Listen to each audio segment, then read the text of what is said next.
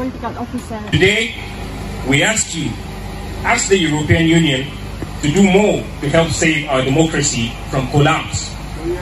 For that is what this lawlessness portends for our country.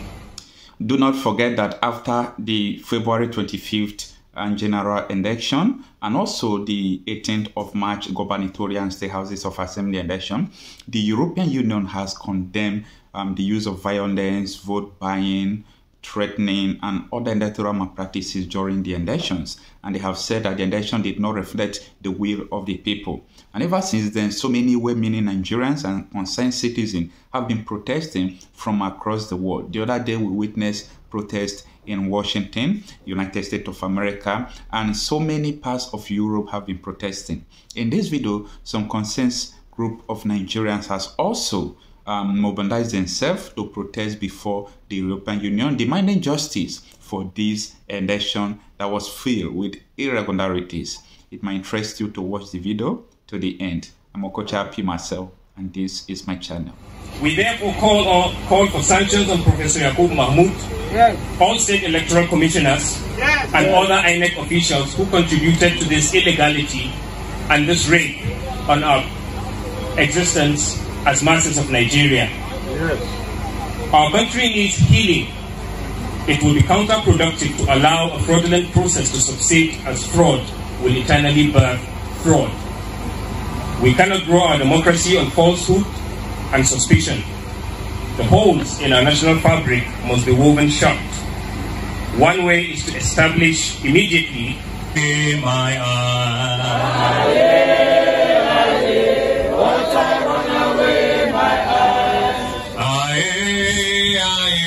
water run away my ayo. Water run away my eye. We stand in the ruins of transparency, on the embalming table of inclusion, equity, and accountability. Today we are voices stripped of the music of choice.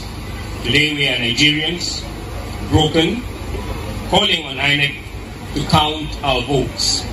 On the 25th of February 2023, Nigerians trooped to their polling units with one mission, which is to cast their votes and choose their next leaders.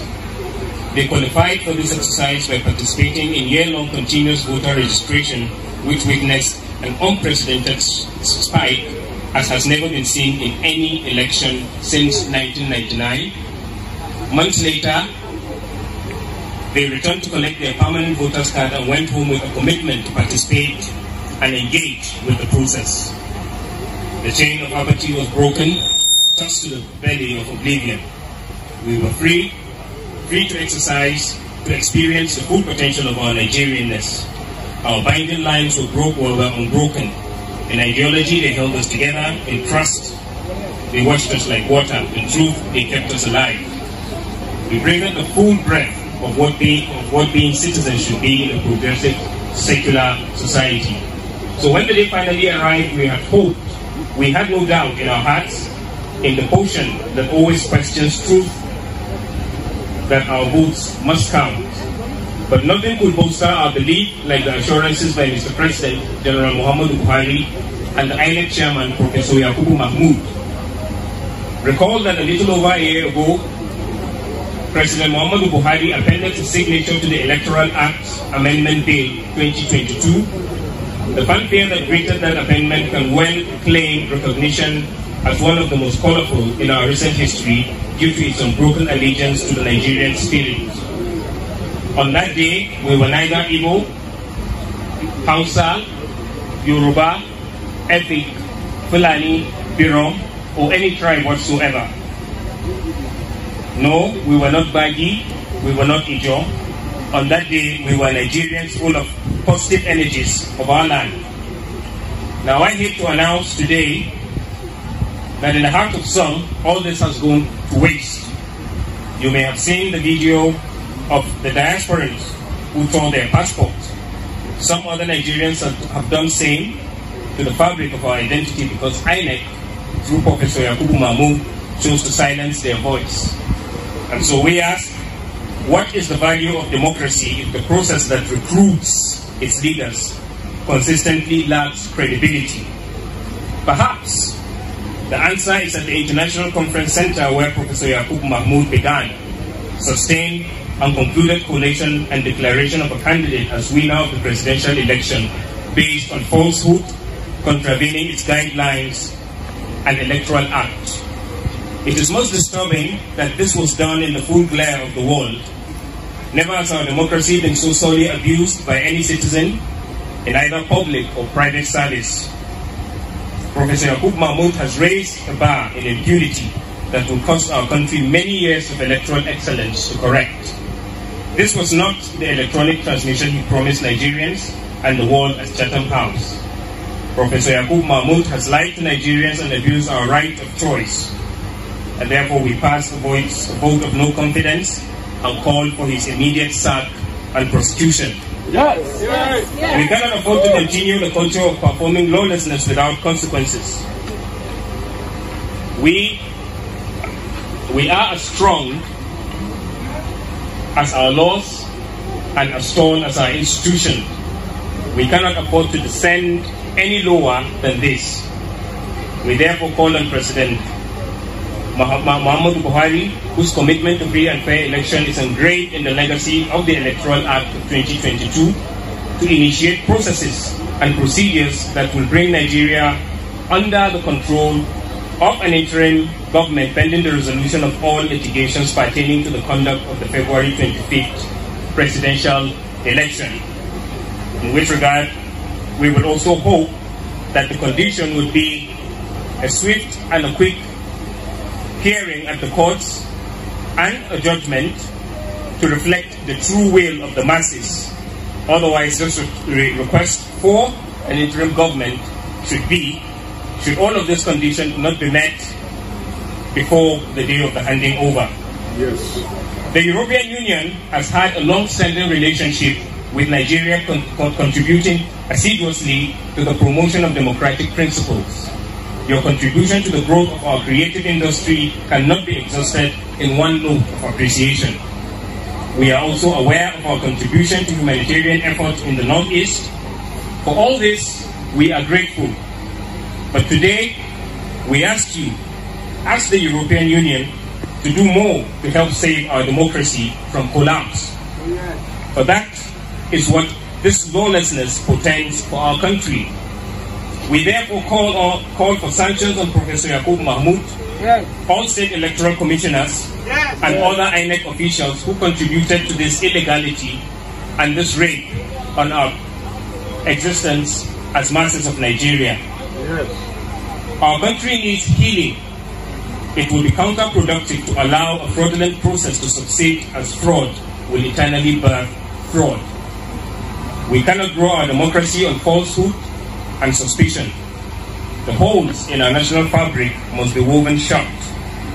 One way is to establish immediately a Truth and Reconciliation Committee in Lagos and all other flashpoints of voter intimidations and violence during the presidential election, the National Assembly elections, the governorship election, and State House Assembly elections. This will help to build trust, confidence, and further ethnic cooperation among Nigerians. May we reiterate our demands, even as I believe we have representatives who are supposed to listen to our cries from the UN and receive our message. Our demands, which are made in the interest of unity, inclusion, sustainability of our national ethos, as follows. We demand the sack, arrest, and the prosecution of Professor Yaqub Mahmoud. We demand the cancellation of the presidential election of 25th February 2023. And in line with what we have asked, we would say, should the hearing and the court processes that by the 29th of May, which should be the handing over, not be concluded and the will of the masses be reflected, that there should be a constitutional declaration of an interim government. We equally demand the compensation of all victims of electoral violence, voter suppression, and other electoral atrocities committed during the federal and state elections of February 25th and March 18, 2023, respectively. As concerned citizens, we believe that our country is destined for greatness and are hopeful that in no distant time, our faith will nudge our dreams to reality. Amen. This is our prayer, this is our plea, as we nurse the bruises of hope. For though they force us to precipice, we will not curse our dear country or stand by those who curse it, for it is beloved to us. Nigeria is our fatherland and it's our holy home. We will not steal from our country. Whatever treasures it possesses, as God has abounded in its soils and its human resources. We will not disrespect the dignity of our state. We will hold on to the promise of unity, to the promise of faith, to the promise of peace, and to the promise of progress. And in our normal tradition, here we stand as our demonstration of solidarity to our dear state, Nigeria, and to our commitment to the message we carry, to our undauntedness, to our lack of despair, to our hope in our country. Here we stand in our normal tradition, and we hope we would have a member of the EU to come and receive our message, even as we deliver solemnly to this honored organization. Here we stand, Nigerians.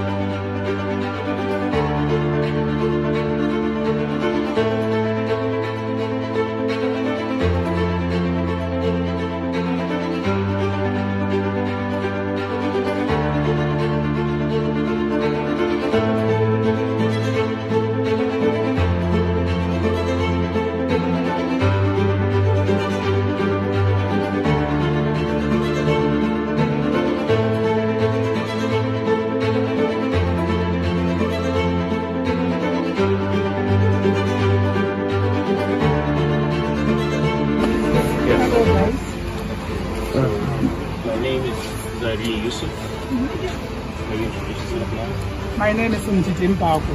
And I'm fortunate to serve. So we are from the Free Nigeria movement. Today marks the 11th day of our peaceful protest. Primarily our peaceful protest is against the immediate elections held on the 25th of February and the 18th of March. Where we believe our weight as Nigerian masses was not reflected. And so we stand for truth and we request that whatever support we get as a people, that we have come as organizations that is committed to democracy, the survival of states, the unity, the peace and the development of all countries that are signatory to the EU. We have made our cries at the US Embassy, ECOWAS, the Canadian High Commission, and quite a number of places. The headquarters of the Independent National Electoral Commission, the National Assembly, and even the Court of Appeal. And therefore we are here today to make our submission, which we read. And you may pardon us that we didn't accept to get into your office for the sake of what we are doing. And we also respect your protocols. We have been peaceful all along. And then And after the press statement we have issued to every organization we have been, we've got reports of our daily activities. We have been peaceful. We have done everything within the right of every private citizen to demand our rights. And so we are here to make this submission on behalf of the convener, Dr. Moses Paul. I will sign on his behalf, and then we'll hand this over, and we would appreciate to also know who we are dealing with. Thank you. Agnieszka Torres, I'm political officer of the delegation. Okay. Working in political section. Okay. My name is Daniel Boulancha. I'm working with the European delegation. Okay, Daniel. All right. So it's nice meeting you too, and of course we will have the sign, and then I think this should be perhaps this is the original, and then this should have the acknowledgement, right? Okay.